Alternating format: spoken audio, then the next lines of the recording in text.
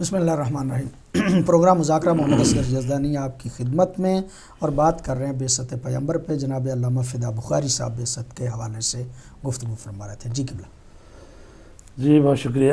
تو ہم بات کر رہے تھے کہ جب پیغمبر اسلام صلی اللہ علیہ وآلہ وسلم پر پہلی وحی نازل ہوئی غار حرا میں، تو ضمنی بات آ گئی کہ چونکہ ہمارے برادران اہل سنت کی کتابوں میں یہ چیز ملتی ہے کہ رسول پاک کا 3 دفعہ آپریشن ہوا ہے، تو اس پر بات کر رہے تھے کہ یہ بات جو ہے ایک معنوی بات ہوتی ہے کہ ہم نے تیرے سینے کو کھول نہیں دیا، یعنی اتنی تجھے ظرفیت دے دی، وسعت پیدا کر دی کہ آپ اس قابل ہوئے کہ آپ اس کار سنگین کو، یہ تبلیغ کے کام کو، چونکہ قرآن میں ہے سَنُلْقِي عَلَيْكَ قَوْلًا ثقیلا، اور پھر قرآن حکیم کے حوالے سے بھی قرآن حکیم میں ہے کہ اگر اس کو پہاڑوں پہ نازل کرتے تو پہاڑ ریزہ ریزہ ہو جاتے۔ تو ظاہر ہے قلب مصطفیٰ پہ قرآن حکیم نازل ہوا اور یہ معمولی وسعت بات پیدا ہے۔ کی۔ جی لو انزلنا ھذا القرآن علی جبل لرأیتہ خاشعا متصدعا من خشیۃ اللہ۔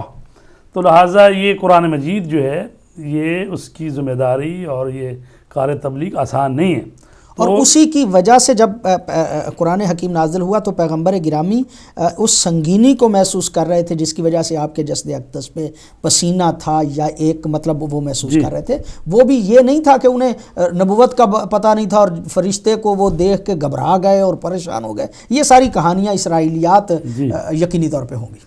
تو ہم بات کر رہے ہیں آپریشن کی، تو ہم نے چونکہ حضرت موسیٰ علیہ السلام کی جو دعا ہے اللہ کی بارگاہ میں کہ جب انہیں کہا گیا اذهب الى فرعون انه طغى، جائیے فرعون کی طرف، وہ باغی ہو گیا، اس کو تبلیغ کرے، تو اس وقت حضرت موسیٰ نے کہا قال رب اشرح لی صدری ویسر لی امری، تو حضرت موسیٰ نے کہا پروردگار میرے سینے کو کھول دے اور میرے امر کو میرے لیے آسان کر دے، واحلل عقدۃ من لسانی، اور مجھے فصاحت عطا فرما، میری زبان کی گریں کھول دے، یفقہوا قولی، تاکہ وہ سمجھیں میری بات کو جن کے سامنے میں تبلیغ کروں۔ اچھا، تو تنہا نہیں جانا چاہتے، کیا کہہ رہے ہیں وَاجْعَلْ لِي وَزِيرًا، میرے لیے وزیر قرار دے، من اہلی، میری اہل میں سے، ہارون اخی۔ اچھا، اگلا جملہ کیا ہے اشدد بہی ازری، اور اس کی وجہ سے میری پشت کو مضبوط کر دے، وَأَشْرِكْهُ فِي أَمْرِي، اور اس کو میرے کار تبلیغ میں شریک قرار دے۔ لوگ کہتے ہیں جی یہ کیا بات ہوئی کہ آپ کہتے ہو جی رسول پاک نے پہلے جب گھر میں لوگوں کو بلایا ہوا انذر عشیرتک الاقربین، تو آپ کہتے ہو جی اسی وقت انہوں نے ان کی خلافت کا، وزارت کا اعلان کر دیا، تو یہ تو رسول پاک کی رسالت میں شریک ہونے والی بات ہی ہوئی، یہ لوگ بعض کہتے ہیں۔ اور رسالت میں کسی کو شریک قرار نہیں دیا، تو رسالت میں کسی کو شریک نہیں قرار دیا گیا، اور نہیں تو یہ انہوں نے ختم نبوت کے قائل نہیں، یہ اس طرح کی بدتمیزی کرتے۔ تو پہلی بات تو یہ ہے کہ ان سے یہ کہیں کہ صرف اللہ کی ذات میں کوئی شریک نہیں ہے۔ نبیوں نے تو اپنے شریک مانگے ہیں تبلیغ کے لیے، اپنے ساتھی مانگے ہیں، جانشین مانگے ہیں۔ مطلب بات کیا ہے کہ کار رسالت یعنی وہی جو تبلیغ اللہ کی طرف سے پیغام آئے اس کو پہنچانا ہے، تو ساتھ ساتھ جو محافظ ہو اس پیغام کو دوسروں تک پہنچانے میں رسول کی مدد کرے، مددگار، وہ تو مانگے ہیں۔ تو یہاں پر کہا گیا وَأَشْرِكْهُ فِي أَمْرِي، اس کو میرے امر میں شریک قرار دے۔ اچھا، اس کے بعد فرمایا کہ کئی نسبحک کثیرا، تاکہ ہم تیری زیادہ تسبیح کریں، وَنَذْكُرَکَ کثیرا، اور تیرا ذکر زیادہ کریں، اِنَّکَ كُنْتَ بِنَا بَصِیرًا، تو ہم پر بڑا بابصیر ہے۔ اچھا، اگلی بات جو ہے یعنی جب تو ہماری مدد کرے گا تو یہ اللہ کے بندے جب وہ مدد کرتا ہے تو اور زیادہ اس کا شکریہ ادا کرتے ہیں۔ اگلی بات ہے قال قد اوتیت سؤلک یا موسیٰ، تو اللہ نے کہا اے موسیٰ جو آپ نے مانگا آپ کو عطا ہو گیا۔ یعنی یہ نہیں ہے کہ لٹکانے والی تو بات نہیں ہے کہ بھی پیغمبر نے مانگا اور بس ابھی نہ، ادھر مانگا اور ادھر اسی وقت مل گیا، کہا تجھے ہم نے دے دیا۔ تو لہٰذا حضرت موسیٰ علیہ السلام کا جو مدد ہوئی یا شرح صدر ہوئی یا جو چیزیں، تو وہ کس وسیلے سے ہوئی ہیں؟ یہ جو انہوں نے وزیر مانگا تو اس وزیر کی وجہ سے کار آسان ہو گیا، باقی مسائل حل ہو گئے۔ تو لہٰذا رسول پاک کے لیے بھی یہی فرمایا قرآن مجید نے، الم نشرح لک صدرک، کیا ہم نے تیرا سینہ کھول نہیں دیا اور تجھ پر جو بوجھ تھا اس کو ہم نے کم نہیں کر دیا. اور اب کیا ہے، وَرَفَعْنَا لَكَ ذِكْرَكَ، اور تیرا ذکر ہم نے بلند کیا. اچھا اس کے بعد کیا ہے، فَإِنَّ مَعَ الْعُسْرِ يُسْرًا إِنَّ مَعَ الْعُسْرِ يُسْرًا فَإِذَا فَرَغْتَ فَانْصَبْ، اور جب تو فارغ ہو جائے تو نصب کر دے. اصل میں میرے خیال تو میں ہم چونکہ خلافت کی طرف چلو زیادہ نہ جائیں، بعثت کی بات ہی ہے، تو اگرچہ اس میں علماء تو پھر کہتے یہ ہیں بھی کہہ کہ یا علی فانصب کا مطلب ہے کہ علی کو نصب کر دو. جی یا علی انت منی بمنزلت ہارون من موسیٰ. جی یہ مختلف احادیث میں پیغمبر گرامی صلی اللہ علیہ وآلہ وسلم نے اس بات کی طرف توجہ دلائی کہ علی کی حیثیت میرے ساتھ وہی ہے کہ جو ہارون کی حیثیت جو ہے وہ حضرت موسیٰ کے ساتھ تھی، الا لا نبی بعدی، مگر یہ کہ میرے بعد کوئی نبی نہیں ہوگا. وہ تو نبی تھے لیکن علی جو ہے وہ نبی نہیں ہو سکتے، وہ جانشین ہے، وسیع ہے. تو بات کہنے کی یہ ہے کہ کسی بھی نبی کا آپریشن نہیں ہوا، پچھلے کسی نبی کا آپریشن نہیں ہوا، اور صریحاً اور نص قرآنی جو ہے حضرت موسیٰ علیہ السلام کی وہ دعا اور انہی افضل الفاظ الانبیاء میں، کا کیسے آپریشن تو ہو یہ سکتا ہے؟ کیسے ہو گیا؟ پہلی بات تو یہ ہے. دوسرا یہ ہے کہ اگر ایسی کوئی بات ہو بھی تو یہ جسمانی معاملہ نہیں ہے، یہ روحانی اور معنوی معاملہ ہے کہ بھئی 3 موقعوں پر اگر ایک چیز ایسی آئی ہے، بچپنے میں اس کو حضرت رسول پاک کو یہودیوں نے یا بعض نے اغوا کرنے کی کوشش کی، یہ سلسلہ جیسا کہ ملتا ہے بعض جگہ پہ، تو وہاں پر جو ان کی مدد ہوئی ہے، اور خود مولا علی فرماتے ہیں ان کے ساتھ ہمیشہ اللہ کا بزرگ ترین فرشتہ جو تھا رسول پاک کے ساتھ رہتا تھا. تو اس وقت کی بات ہے یا بعثت سے پہلے، یا یہ اگر مان بھی لیا جائے تو ایک معنوی بات ہے، نہ یہ جسمانی کے جیسے انہوں کی کتابوں میں لکھا ہے کہ جی آپریشن ہوا. اور بعض کو نے تو یہ روایتیں کر دی کہ رسول پاک کے جسم پر وہ جو لگے تھے نا اسٹچ، وہ یعنی سلائی جو ہے وہ جسم پر بھی نمایاں تھی کہ بھئی آپریشن کر کے. اور پھر یہ ہم کہیں گے اگر بالفرض محال، تو کیا کہتے ہیں محال نہیں ہوتا اگر بے فرض محال، تو اگر بالفرض ہونا بھی تھا آپریشن، تو جب پہلی دفعہ جو ہو گیا ہے تو کیا وہ کامیاب نہیں ہوا؟ یا جبرائیل یا میکائیل جو بھی آئے آپریشن کر گئے، پھر بھی کوئی چیز رہ گئی کہ پھر دوبارہ آپریشن ہوا، پھر بھی رہ گئی، پھر تیسری دفعہ، یہ کیسی بات ہے؟ تو لہٰذا یہ ساری ایسی باتیں ہیں جو پیغمبر گرامی صلی اللہ علیہ وآلہ وسلم کی عظمت کو کم کرنے والی باتیں ہیں کہ ان کا بار بار آپریشن کیا جاتا ہے، کالا داغ نکالا جاتا ہے، یعنی پیغمبر گرامی کے حوالے سے اس طرح کی باتیں کرنا. اور وہ عرصی جو کہے کہ کون تو نبیًا وآدم بین الماء والطین، تو میں تو اس وقت بھی اصل نبی میں تھا. میرے خیال میں ان کی مجبوری وہ کتابیں ہیں جن میں یہ روایات جو ہیں اسرائیلیات، وہ کتابوں کو صحیح مان چکے ہیں. اب ان کی ان روایات سے انکار کرنا جو ہے وہ مشکل ہو جاتا ہے. پیغمبر گرامی جو ہیں ان کے حوالے سے نہیں سوچا جاتا، اور وہاں ان کتابوں کو. اور وہی بات جو آپ نے فرمائی ابھی کہ چونکہ یہ کار رسالت اتنا اہم کام ہے، اور قرآن کے نزول جو ہے وہ جب ہوا پہلی دفعہ، اور چونکہ جب کسی پر ذمہ داری آتی ہے تو آئندہ کے حالات اور اس ذمہ داری سے عہدہ برا ہونا، اور یہ سارے وہ حالات ہیں کار سنگین جب آپ پر آیا، تو اس لیے آپ جو ہے نا وہ فکر مند ہوئے. تو جب گھر میں آئے اور جناب ختیجہ سلام اللہ علیہ سے کہا کہ زملونی و دسرونی، مجھے اڑا دو چادر، ٹھیک ہے، تو تاکہ میں استراحت کروں. اور یہ پہلی وحی ہے، اور سب سے پہلے جو ایمان لائے ہیں یعنی تصدیق کی ہے، چونکہ خطبہ قاسیہ جو ہے وہ حضرت علی علیہ السلام کا خطبہ نہج البلاغہ میں، اس میں فرماتے ہیں کہ جب وحی نازل ہوئی تو میں موجود تھا، اور اس وقت میں نے شیطان کے رونے کی آواز سنی. تو میں نے پوچھا یا رسول اللہ یہ گریے کی آواز کیسی ہے؟ تو آپ نے فرمایا یہ شیطان ہے جو اپنی بندگی سے مایوس ہو گیا ہے. اور اس وقت آپ نے فرمایا کہ یا علی آپ وہی سنتے ہیں جو میں سنتا ہوں، اور وہی دیکھتے ہیں جو میں دیکھتا ہوں. انک لست بنبی، لیکن آپ نبی نہیں ہیں. تو اس حساب سے اگر دیکھا جائے تو اس کا مطلب ہے جب وحی نازل ہوئی پہلی، تو حضرت علی علیہ السلام کو چونکہ رسول کریم ساتھ لے جایا کرتے تھے، اور بعض دفعہ ایسا بھی ہوتا تھا کہ چونکہ رسول پاک غار حرا میں پورا مہینہ ماہ رمضان کا عبادت کرتے تھے، اور بھی آگے پیچھے جاتے تھے، اور کبھی جناب خدیجۃ الکبریٰ وہاں پر آپ کے لیے خوراک اور کھانا لے کے آتی تھیں، کبھی حضرت علی کو بھیج دیتی تھیں. چونکہ حضرت علی کی پرورش رسول پاک نے خود کی ہے، اور حضرت ختیجہ نے اور رسول پاک نے ان کو پالا ہے اپنے بیٹوں کی طرح. یعنی خود مولا علی فرماتے ہیں میں بچپن تھا 3 سال ہماری کتابوں میں لکھا ہے اور بعض نے 6 سال لکھا ہے، لیکن وہ زیادہ تحقیق کریں تو وہ 3 سال ہی بنتی ہے. تو وہ فرماتے ہیں کہ میں بچپن میں تھا جب مجھے گود لے لیا رسول پاک نے تو مجھے لقمے توڑ توڑ کر میرے منہ میں دیتے تھے، اور ہر روز ہدایت کا پرچم اور علم میرے لیے وہ دیتے تھے مجھے، اور میں اس کو سیکھتا تھا، اور میں اس طرح رسول پاک کے ساتھ ساتھ رہتا تھا جس طرح کہ اونٹنی کا بچہ اونٹنی کے پیچھے رہتا ہے. تو لہٰذا یہ انہوں نے مثال دی کہ یعنی اس طرح سے.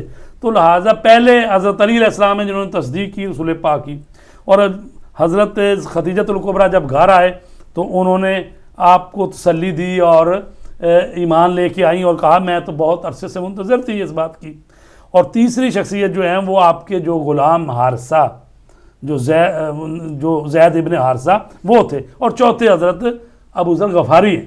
تو اس طرح سے باقی جو ہیں بعد میں لوگوں نے وہ اس میں بھی گڑبڑ کر دی کہ جی وہ پہلے ایمان لانے والے فلاں اللہ ان کے 14-15 نمبر بنتا ہے تو اس کو پہلے نمبر پہ لاتے ہیں. قبلہ بعثت کے حوالے سے مختصر میں عرض کروں کہ 3 نقطہ نظر جو ہیں وہ اس طرح سے ہیں کہ ایک تو 27 رجب ہے جو شیعہ بھی مانتے ہیں اور بعض اہل سنت بھی اس بات کو مانتے ہیں. پھر یہ اہل سنت کی جو اکثریت ہے وہ یہ کہتی ہے 17 رمضان 18 رمضان اور 24 رمضان. اور تیسرا نقطہ نظر جو ہے یہ بھی اہل سنت کا ہے کہ ربیع الاول کی 10 تاریخ اور ربیع الاول کی 12 تاریخ کو بعثت پیغمبر ہے. یہ میں نے ایک خلاصہ اس لیے عرض کیا، میں چاہتا ہوں وقت ہمارے پاس کم رہے گا، پھر آئیں گے پلٹ کے بعثت کے حوالے سے، چونکہ دوسرے موضوع کا بھی ہم نے اعلان کیا تھا. سرکار سید اس پر تھوڑا سا مجھے اجازت دیں کہ اس کے بعد یہ آئی وحی، اور اس کے بعد رسول پاک نے 3 سال تک خفیہ تبلیغ کی ہے. یعنی علانیہ بات نہیں کی، بلکہ جو جن سے تعلقات یا سمجھتے تھے کہ یہ لوگ آ سکتے ہیں ان کو پہلے دعوت دی ہے. تو اس وقت جو ہے آپ کبھی پہاڑوں کے دامن میں، کبھی کسی جگہ پہ وہ جو ایمان لے آتے ان کی تربیت کرتے، ان کو سمجھاتے اور عبادت بھی کرتے. اور حضرت ابو طالب جو ہیں وہ آپ کے چچا جان جو آپ کی پرورش کر رہے تھے اور آپ کے محافظ تھے.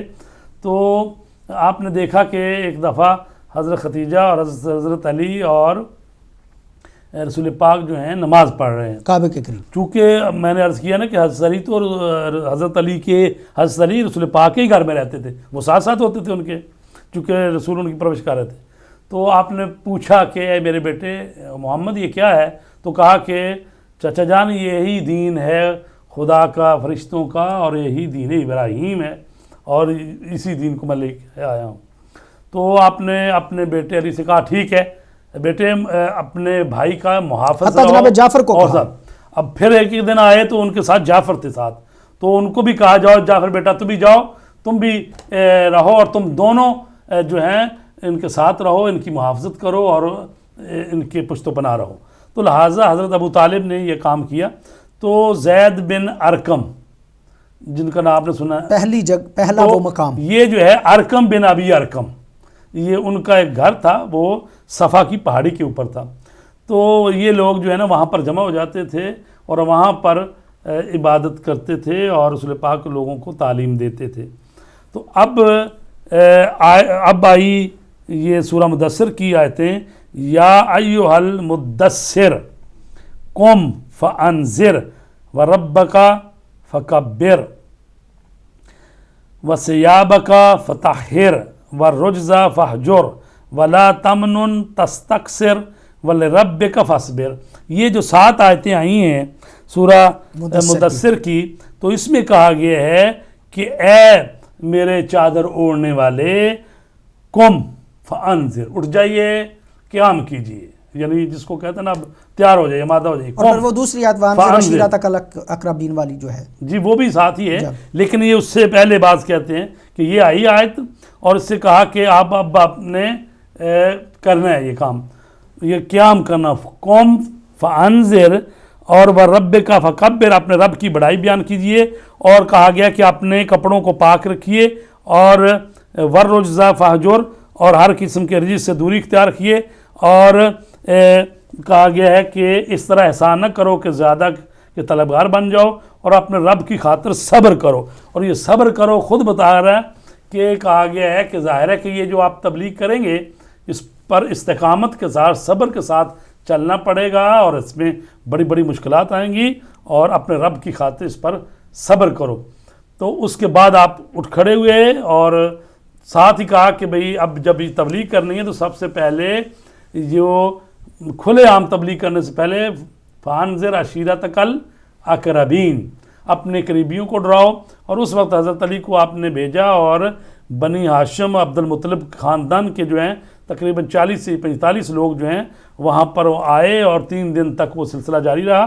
2 دن تو ابو لہب جو ہے خراب کرتا رہا کام کو، اور تیسرے دن جو ہے وہ حضرت ابو طالب کے دھمکانے سے وہ خاموش ہوا. تو اس وقت پھر آپ نے لوگوں سے کہا کہ میں تمہارے لیے ایسی چیز لایا ہوں جو کوئی بھی کسی قوم کا فرد اپنی قوم کے لیے نہیں لایا، تو لہٰذا میں تمہاری دنیا و آخرت کی بھلائی لے کر آیا ہوں.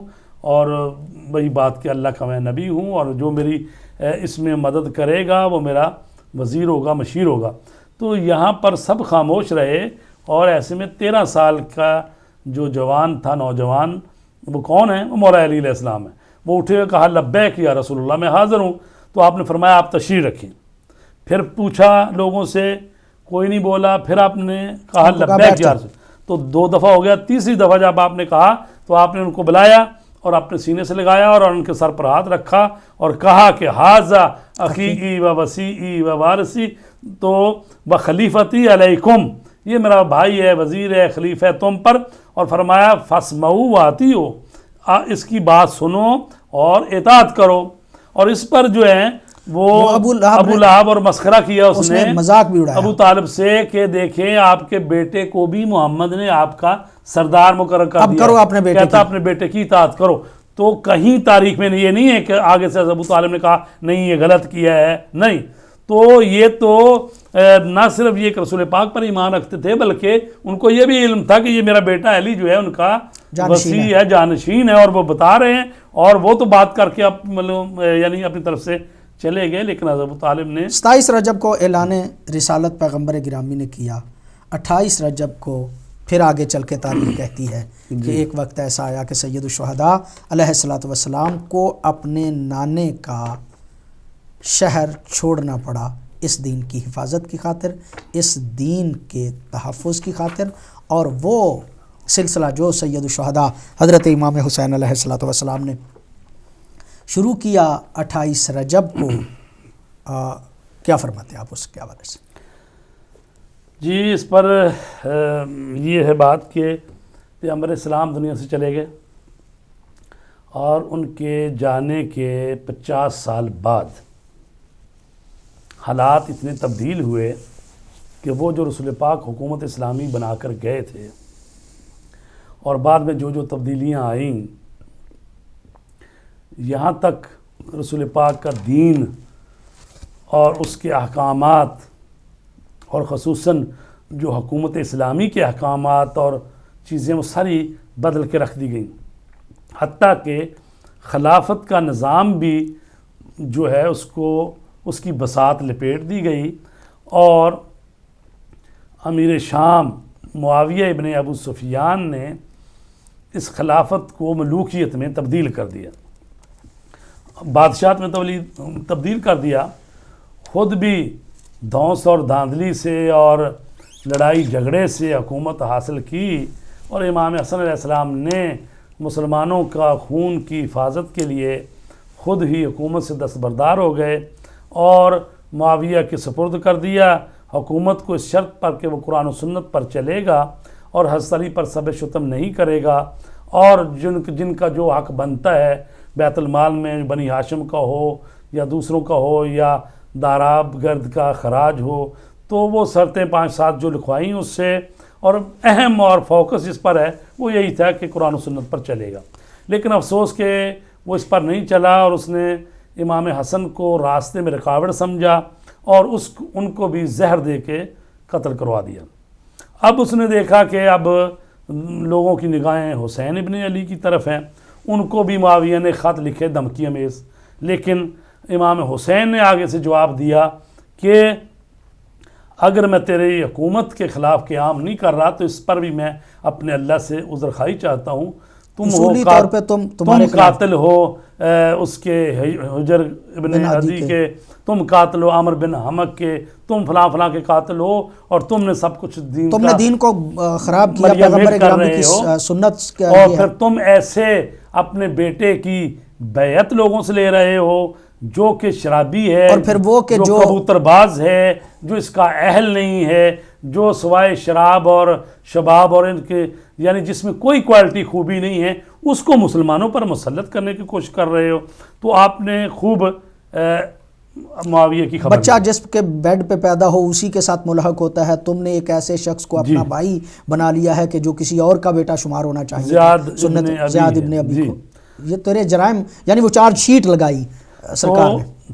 چونکہ بہرحال معاہدہ کیا ہوا تھا امام حسن نے اس کے ساتھ، تو اس لیے آپ کوئی بھی چھوٹے سے چھوٹا بھی بہانہ نہیں دینا چاہتے تھے. وَإِلَّا یزید کا بھی باپ ہے معاویہ، تو ساری خرابیوں کی جڑ معاویہ ہے، جس نے تقریباً کوئی 40 سال حکومت کی، 19 سال گورنر رہا، اور 21-22 سال اس نے تقریباً پورے ملک اسلامی میں خلیفہ بن کر رہا، اور ساری برائیوں کی جڑ معاویہ ہے. تو لہٰذا وہ جب مرنے لگا، اس نظام کو اصل اسلام سے بالکل ہٹا کے جو دوسری طرف لے گیا، خلافت کو ہٹا دیا اور ملوکیت بادشاہت بنا دی.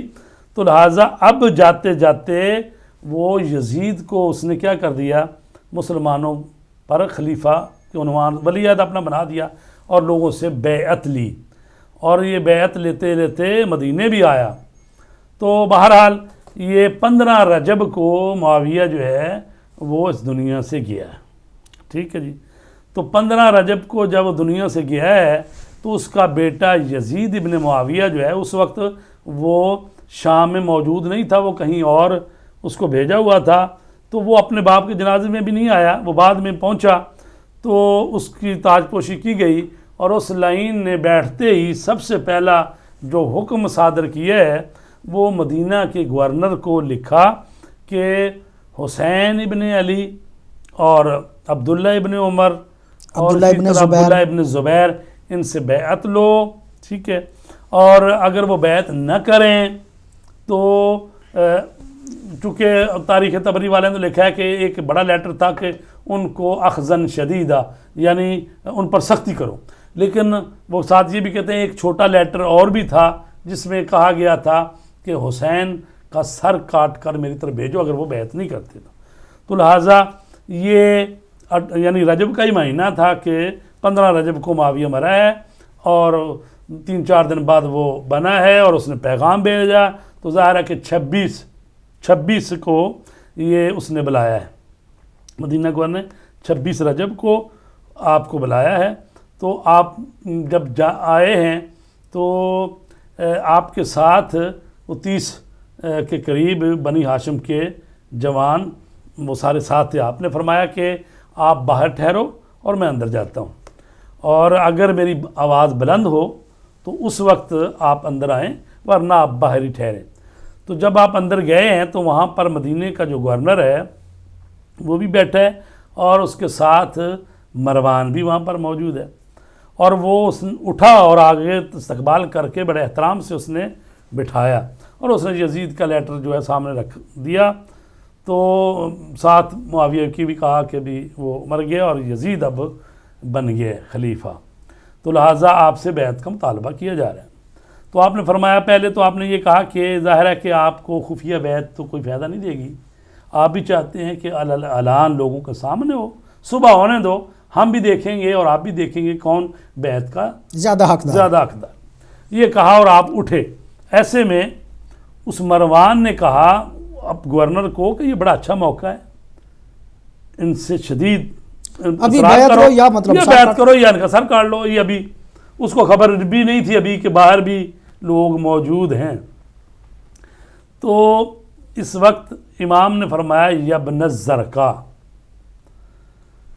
تو مجھے قتل کرے گا ام ہوا، کیا تو قتل کرے گا یا یہ خدا کی قسم تم جھوٹ کہتے ہو. اور پھر اپنے فضائل بھی بیان کیے وہاں.